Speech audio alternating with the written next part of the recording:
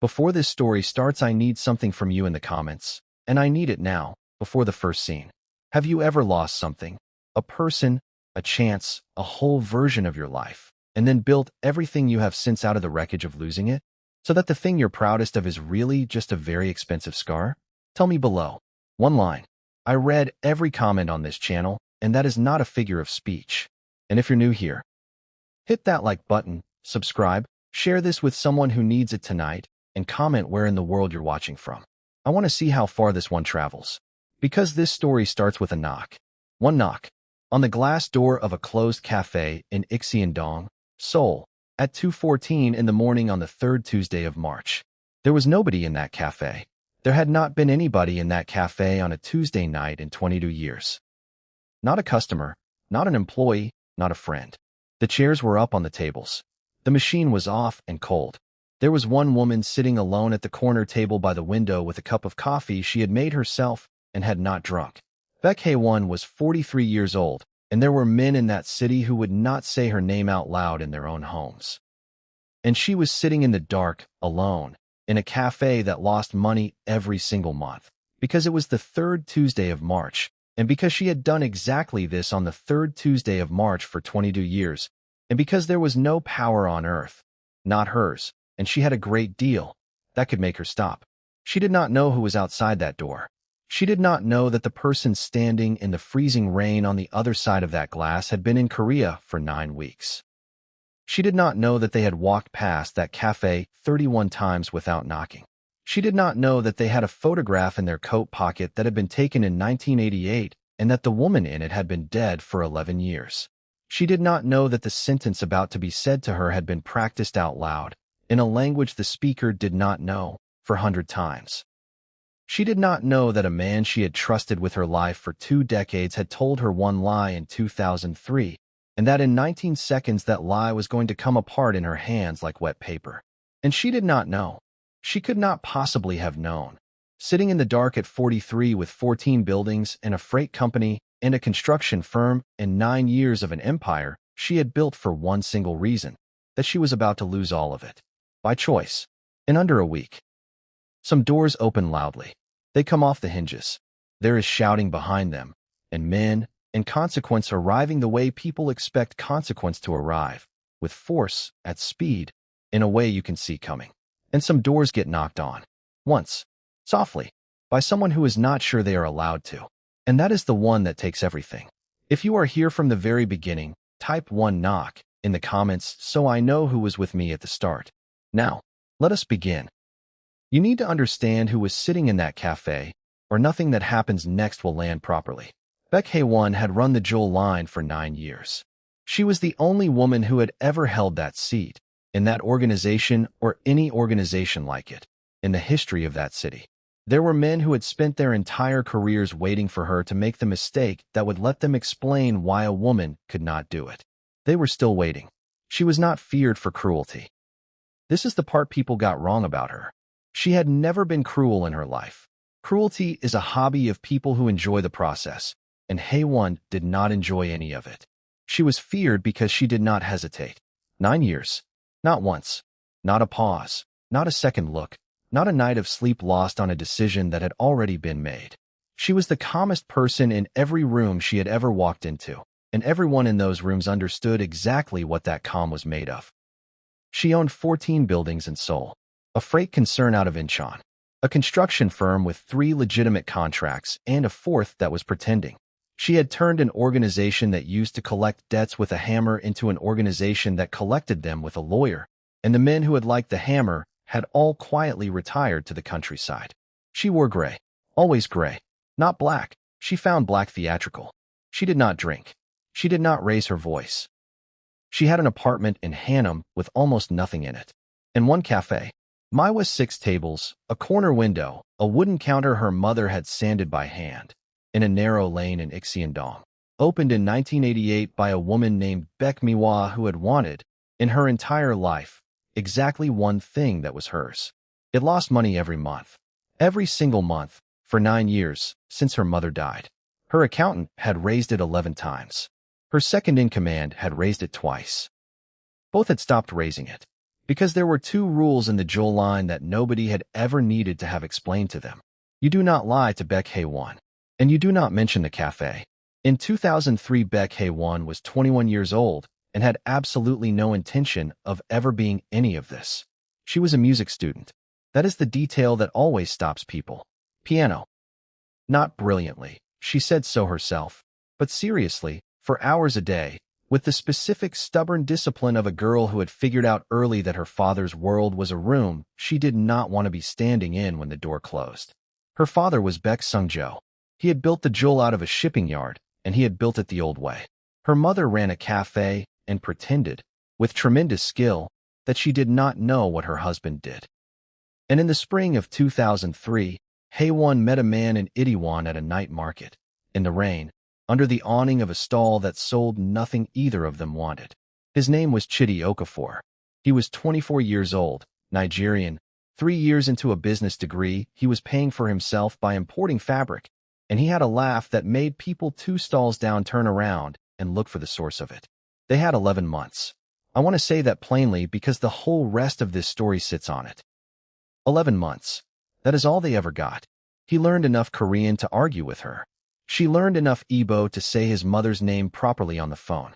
He came to the cafe on Tuesdays when it was quiet, and Baek Miwa fed him and said nothing to her husband, because Miwa had spent 25 years not saying things to her husband and had become extremely good at it. Hae-won got pregnant in the winter. She was 21. She was terrified. She was also, and she has never once denied this, happy, the ferocious, illogical, absolutely certain happiness of someone who has decided something enormous before they have worked out how it will be survived. They were going to leave. That was the plan. Lagos first, then anywhere. She had a bag packed for 4 months under the piano. Her father found out 8 days before the baby was born. What happened next took less than a week, and Hae-won only ever learned pieces of it. Chidi Okafor was arrested on a visa irregularity that did not exist. He was held for 9 days. He was deported on a Thursday. She was told that he had gone willingly, that he had been paid, that he had taken the money and boarded the plane, and that this was what men like that did, and she should be grateful to have learned it cheaply. She did not believe it. Then the baby came, 3 weeks early, at 11:40 at night in a private clinic her father owned, and Hae-won held her daughter for 4 hours. For hours. She counted the fingers. She has never been able to describe the weight to anybody. And at 2:14 in the morning, a man she had known since she was 6 years old came into that room, crouched down beside the bed, took her hand, and told her that her daughter had stopped breathing. His name was Ji Chong-mak. He was 42 years old then. He had been her father's man since he was 19. He had carried Hae-won on his shoulders at a beach in Sokcho when she was small. He was the one who taught her to drive. And he sat by that bed at 2:14 in the morning, and he held a 21-year-old girl's hand, and he said the words, and he cried while he said them, and Hae-won never once, not for 22 years, doubted him. Why would she? You do not lie to Baek Hae-won. And nobody had ever needed to be told that, because nobody had ever wanted to. There was no body. There was a document. There was a private clinic her father owned, and a girl who had just given birth and was bleeding and was 21 years old, and there was a man crying beside the bed. Hae-won did not play piano again. Not out of grief, exactly. She has said it was more that her hands stopped meaning anything. She was in that apartment for 14 months. Her mother brought her food from the cafe. Her father did not come. And when she came out of it, in the summer of 2005, she came out different in a way that made older men in that organization very quietly nervous. Because the girl who had wanted nothing to do with any of it now wanted a specific, narrow, endlessly patient thing.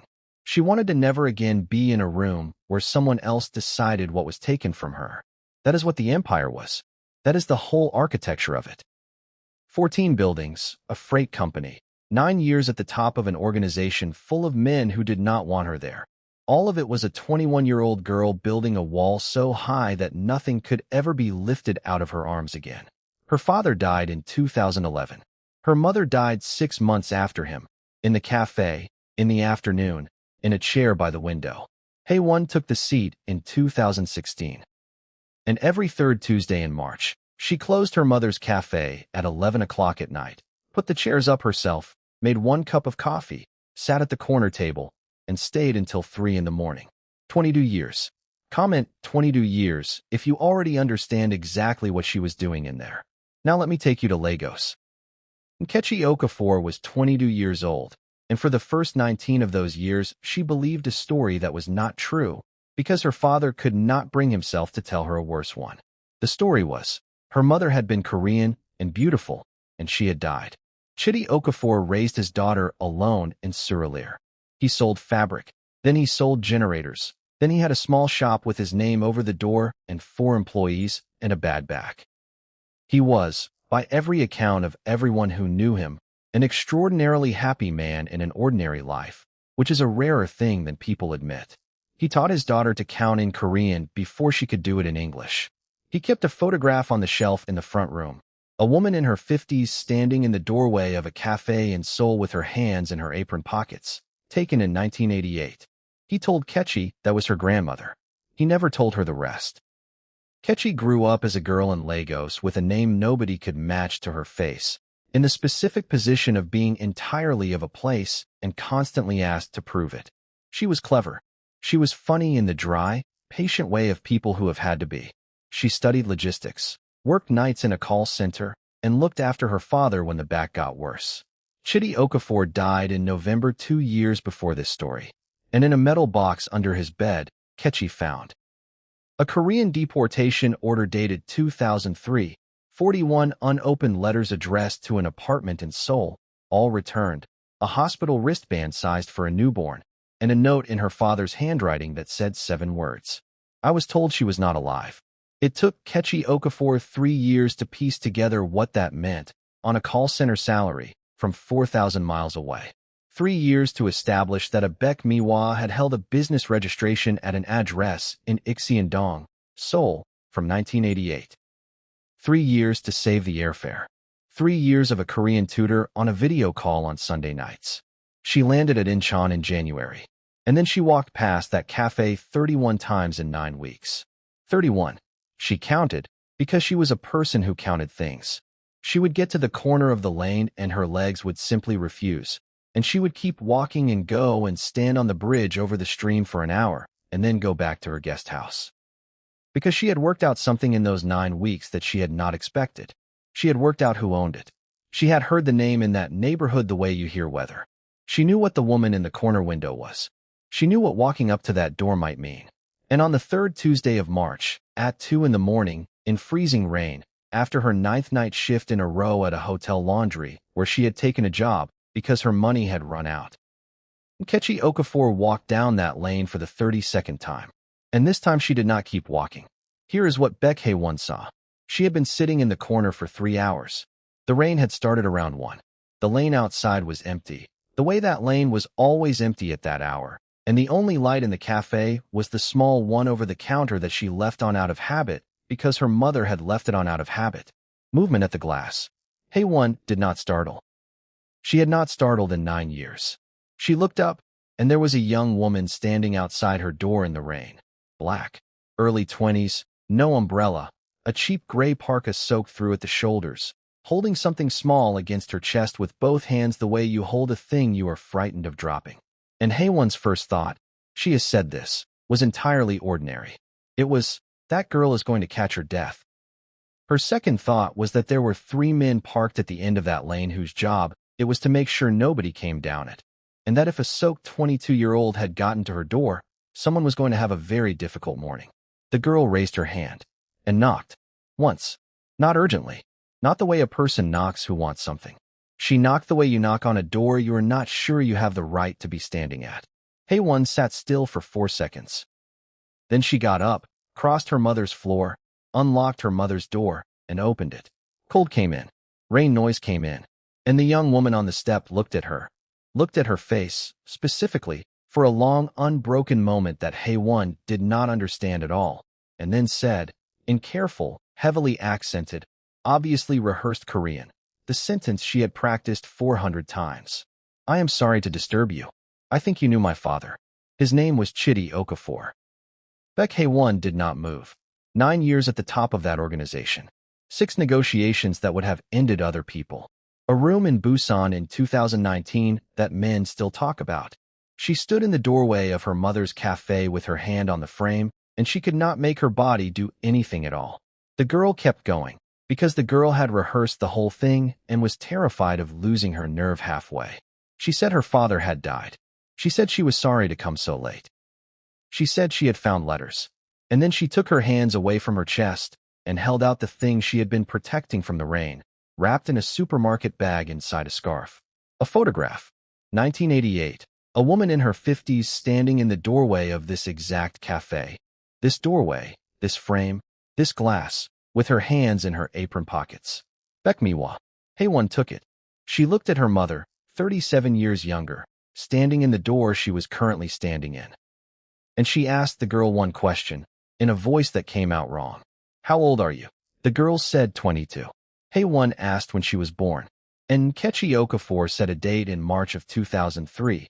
And then, because she did not understand what was happening and it was the only other thing she knew, she added the time, because it was on the hospital wristband in the box under her father's bed, and she had read that wristband so many times she could see it with her eyes closed. 11:40 at night. 19 seconds. That is how long it took. From the sentence at the door to the date to the time. 19 seconds. For 22 years of the most disciplined interior architecture ever assembled by a human being to come apart completely. Hae-won put her hand flat on the door frame. Then she sat down on the wet step of her own cafe, in a gray wool suit that cost more than the girl's flight, in the rain, at 2:14 in the morning. And Kechi Okafor, who still did not know, who had come there to ask about a man, who had prepared for confusion or hostility, or an old woman who had never heard the name, crouched down in front of a stranger who was making a sound she had never heard a person make, and did the only thing there was to do. She put her hand on her mother's shoulder. Type, 19 seconds, if that hit you where it hit me. They were in that cafe until the light came up. Hae-won made coffee at 4 in the morning on her mother's machine, badly, because she had not made coffee on it properly in 9 years, and she put a cup in front of a young woman who was too polite to say it was terrible. They put the pieces on the table between them and turned them over one at a time. The deportation order. The 41 returned letters. Returned because Hae-won had been moved to a different apartment in the spring of 2003 and had never known to check. The wristband. And the 7 words in Chidi Okafor's handwriting. I was told she was not alive. He had been told the baby died. She had been told the baby died.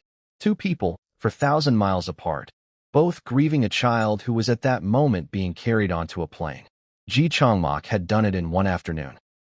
And here is the part that took Hae-won the longest to sit with, because it was not simple, and she is not a woman who is comfortable with things that are not simple. Baek Sung-jo, her father, had given an instruction about that baby. Everyone who was in that organization in 2003 has always understood what the instruction was, and nobody has ever said it out loud. Ji Changmak did not carry it out. He took a newborn out of a private clinic at 4 in the morning, put her in a car, drove to a holding facility, and handed her to a Nigerian man who was being deported in 6 hours. And then he went back and knelt beside a 21-year-old girl he had carried on his shoulders and told her a lie that he would have to maintain for the rest of his life. He saved that child's life, and he stole 22 years from 3 people to do it. Both of those things are true. Neither one cancels the other. That is not a thing this story is going to tidy up for you. But there is one more piece, and this is the one that decided everything. Baek Sung-jo died in 2011. Hae-won took the seat in 2016. Ji Changmak had 9 years. 9 years standing behind her chair. 9 years as her second. 9 years of being the man she trusted most in the world. To walk into a room and say she is alive. She is in Lagos. Here is the address. He had it every day. He had it on the 3rd Tuesday of every March, when he drove past that cafe and saw one light on and did not stop. He did not do it once. Because the day he said it, he stopped being the man who knew the one thing she did not. Baek Hae-won did not go to Ji Changmak in the night with men. That is not what she was. It has never been what she was. And if you have been waiting this whole video for a gun in a warehouse, I am going to disappoint you, and I think you will forgive me. She went at 11 o'clock on a Thursday morning, alone, driven by Sun Yerim, to a noodle shop in Yeonggu where Changmak had eaten lunch every weekday for 30 years. She sat down opposite him. She put the hospital wristband on the table and the deportation order, and one photograph, taken 4 days earlier, badly, on a phone, of a young woman laughing in the doorway of a cafe in Ikseon-dong. Ji Changmak, 64 years old, looked at that photograph for a long time. And then that enormous, hard, careful old man put both hands flat on a plastic table in a noodle shop and wept in front of 6 strangers and a woman who did not raise her voice once. He did not deny anything. He did not defend himself. He said one sentence in his defense at the end, and it was, "Your father would have had her killed." And Hae-won said, "I know. That is the only reason you are still sitting down." Then she told him what was going to happen. He was not going to be hurt. He was not going to lose his home, or his money, or his pension. He was going to lose her. He would never be in a room with her again. He would never be told anything again. Every man in that organization would know, by that evening, that Ji Changmak was outside, not punished, not disgraced, simply outside, and none of them would ever be told why, and that not knowing would follow him for the rest of his life. He said, "Hae-won, the way he had said it when she was 6. She said, "You don't get to call me that." And she stood up, and she paid for his lunch, and she left. Now the title of this video. Because everything you have watched so far cost Baek Hae-won nothing, she was not willing to pay. What came next was different. Understand her actual position. She had a 22-year-old daughter with no Korean citizenship, no protection, no idea how any of it worked, and a face that made her the single most visible person in every room in that city.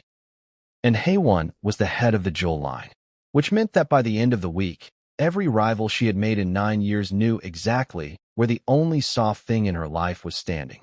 She had built the entire empire to make sure nothing could ever be taken from her again. And in 1 week, it had become the reason something could be. There is a version of this story where she keeps both, where she fortifies and assigns men, and Kechi lives in a building with cameras and never goes anywhere alone, and Hae-won holds her seat and calls it protection. She thought about it for 4 days. Then she called a meeting.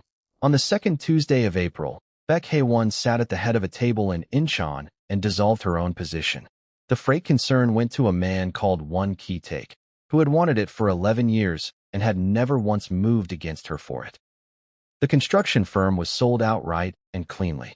The buildings went into a holding company, then into a trust, then quietly out of that world entirely. The Seoul line, which her father had built out of a shipping yard in 1974, stopped existing in the form it had existed in for 51 years. She kept 2 things: enough money to live on, which was a great deal less than anyone expected, and a cafe in Ikseon-dong with 6 tables that had lost money every month for 9 years. The men at that table did not understand it. Some of them thought it was weakness and said so later, quietly, to people who reported it back to her, and she did not care, because she had done the arithmetic that only she could do. She had spent 22 years building a wall around an empty room, and the room was not empty anymore. Maiwa reopened in June. 6 tables, the same wooden counter her mother had sanded by hand in 1988. A new machine, because the old one had finally given out, and Hae-won had kept the old one in the back anyway, because of course she had. 2 people behind the counter. One of them was 43 years old and had been, until 8 weeks earlier, the most feared woman in Seoul, and was now extremely bad at latte art and getting visibly annoyed about it. The other was 22, spoke improving Korean with a Lagos accent, ran the till, handled the ordering, and had opinions about the pastry supplier that turned out to be correct. They were not fine. I want to be honest about that, because the tidy version of this is a lie and you deserve better.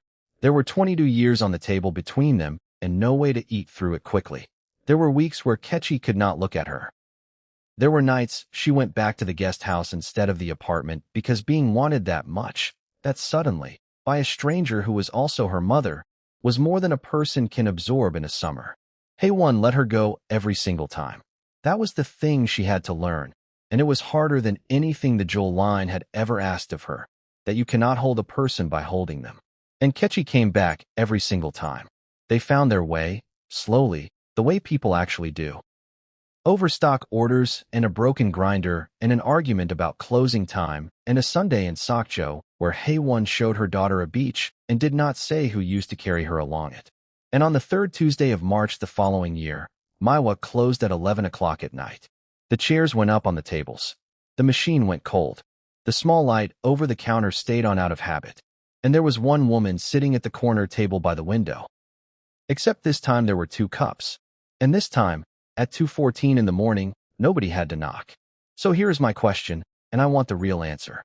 She had 14 buildings, a freight company, and 9 years at the top of an organization that owned half a district. And she gave every bit of it away in 1 week for a person she had known for 8 weeks. Would you have? Not the answer you think sounds good. The honest one. Everything you have built, everything you have proven, all of it, gone by Friday, for one person. Type it below. I read every single comment, and I will read yours. And if this one stayed with you, hit that like button, because it genuinely does help this channel find the people who need it. Subscribe if you're new. There's a story like this here every week.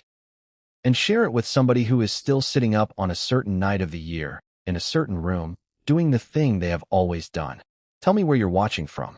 Country, city, 3 in the morning, on your lunch break. I want to know.